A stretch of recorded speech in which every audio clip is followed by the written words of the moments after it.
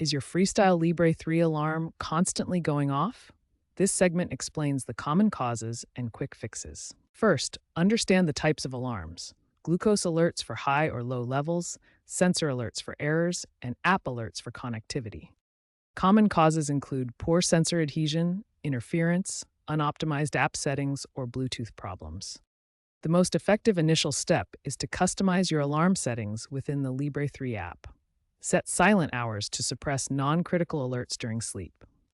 If the alarm persists, try restarting the app and ensuring your phone's Bluetooth is properly connected. Don't forget to check if you're getting duplicate alerts from both the app and other connected devices like smartwatches. Disable one to avoid redundancy. Frequent sensor alarms often stem from placement or adhesion problems.